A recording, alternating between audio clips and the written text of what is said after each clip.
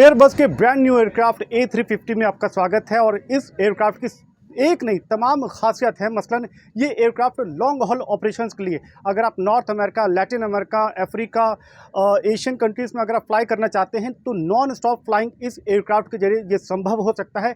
जो क्षमता है इस एयरक्राफ्ट की वो 8000 नॉटिकल माइल्स की है और घंटों के हिसाब से देखें तो तकरीबन 18 घंटे नॉन स्टॉप फ्लाइंग इस एयरबस A350 के जरिए हो सकता है।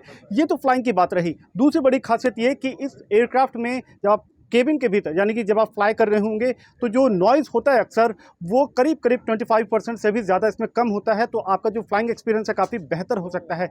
तीसरी बात ये है कि इस एयरक्राफ्ट यानी कि कोई एयरलाइन अगर ये एयरक्राफ्ट को अपनाता है तो उसको फ्यूल कंजम्पशन पहले के मुकाबले, जो इसके पहले के एयरक्राफ्ट हैं उनके मुकाबले 25% कम होगा और साथ ही पर्यावरण के नज़रिए से इसमें जो कार्बन एमिशन है उसमें भी 25% की कमी आएगी। तो ये एयरक्राफ्ट की मोटे तौर पे खूबियां हैं। लेकिन आप बतौर अगर एक हवाई मुसाफिर इस एयरक्राफ्ट में सफ़र कर रहे हैं तो क्या कुछ आपको इसमें एक्सपीरियंस हो पाएगा। सबसे पहली बात कि हम बिजनेस क्लास में मौजूद हैं।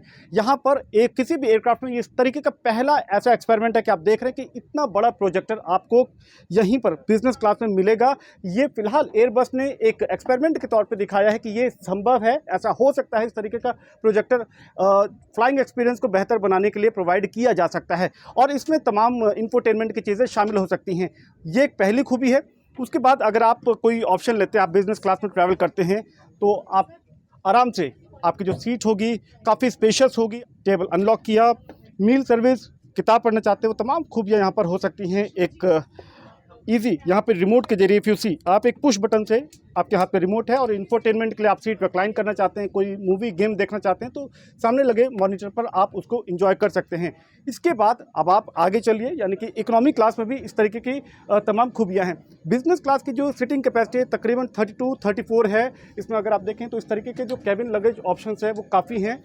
आप एम्पल स्पेस इसमें दिया गया है, यानी कि अगर आप जब लॉन्ग हॉल डेस्टिनेशन पे जाते हैं तो जाहिर है आपके पास सामान ज़्यादा होता है, तो तमाम जो आपकी ज़रूरत है उसको ध्यान में रख करके इस एयरक्राफ्ट को डिज़ाइन किया गया है। एयरक्राफ्ट में आप हैं और आपको अगर कोई कॉफ़ी एंजॉय करना है, on board meal service enjoy करनी है तो उसके लिए पूरा यहाँ पर इंटीग्रेटेड यहाँ पे ये फीचर, ये सुविधा यहाँ पर दी गई है। जब आप लंबे हवाई सफ़र करते हैं, 17-18 घंटे की हवाई सफ़र करते हैं तो एक बड़ा चैलेंज ये होता है कि जो धूप आपको विंडो साइड जब आपकी सीट होती है तो ये धूप आपको ज़्यादा परेशान करती है। अब अमूमन क्या होता है कि जब इस धूप को आप कम करना चाहते हैं, सनलाइट की इंटेंसिटी को आप कम करना चाहते हैं तो आप फ्लैप को यहाँ से वो नीचे कर देते हैं। लेकिन एयरबस A350 में एडवांस्ड टेक्नोलॉजी का यूज़ किया गया है। 3rd जनरेशन ये टेक्निक है, उसका नाम है इलेक्ट्रॉनिक डिमेबल विंडो। ये इलेक्ट्रॉनिक डिमेबल विंडो है क्या? ये दरअसल नॉर्मल विंडोज़ नहीं है, ये सेंसर बेस्ड विंडोज़ हैं और इसमें सिर्फ आप एक टच के जरिए ये जो सनलाइट की इंटेंसिटी है इसको कम कर पाएंगे। मैं आपको दिखाता हूँ।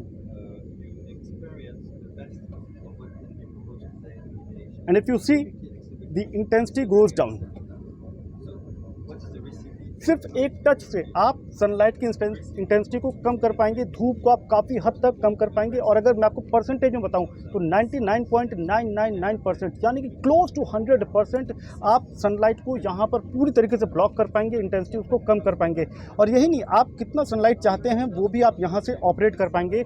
ये सब कुछ एक सेंसर के जरिए हो पाएगा और इसके जरिए एयरबस की कोशिश ये है कि इन तमाम हाईटेक फीचर्स के जरिए जो एयर फ्लायर्स हैं, हवाई मुसाफिर हैं, उनको लॉन्ग हॉल डेस्टिनेशन के लिए उनके फ्लाइंग एक्सपीरियंस को बेहतर बनाया जाए।